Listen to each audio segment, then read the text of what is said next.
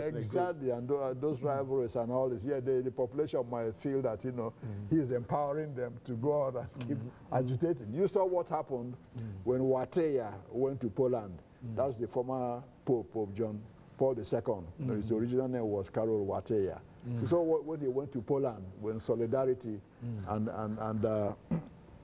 their group were agitating against the military government of General Jaruzelski.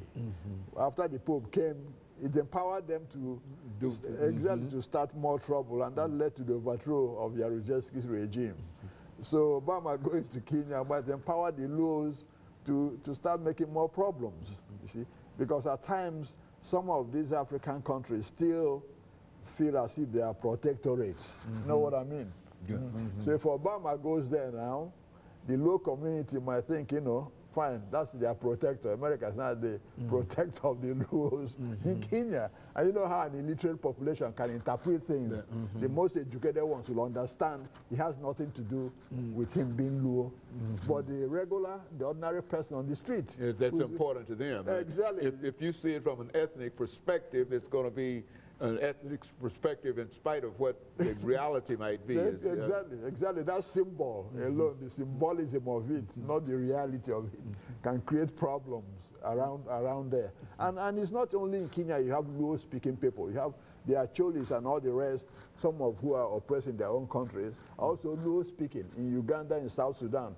So that might start creating a regional problem. The Luos might start thinking, well, we better get together now and do something about power in the various countries where we exist. So that's a very important, you know, thinking there.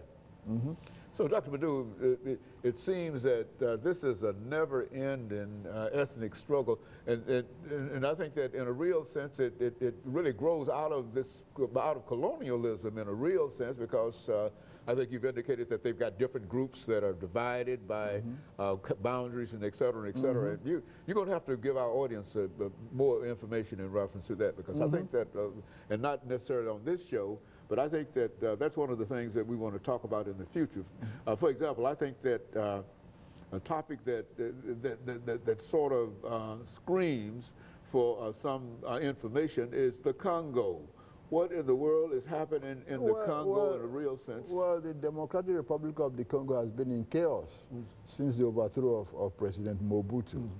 You know, apart from, you know, despite Mobutu's corrupt practices, one of his legacies will be keeping the Congo together. Exactly, he accomplished that. So we got to give him some credit. After his overthrow by Kabila and his group, that chaos, you know, returned to the Congo.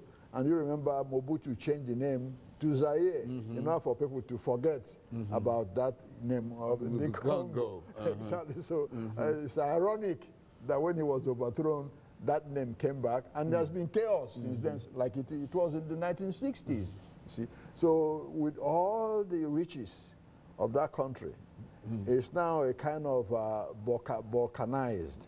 You have Ugandans in some parts looting, you know, the resources of the country. You have Rwanda in some parts looting. You have Angola in some parts. You have Zimbabwe in some parts, because all these groups supported Kabila in the fight against and now they've separated and they're all trying to loot exactly. Loot the now country. They are trying to have their own separate enclaves to loot the country. And the central government in Kinshasa is not that strong enough, you know, to defeat these different armies that have congregated in the country. Very good. And of course, Dr. Guru, we're going to have you back to continue this conversation, but I think that this is the kind of information that our audience ought to be aware of. And we want to encourage you to tune in again next week to another informative edition of Comments.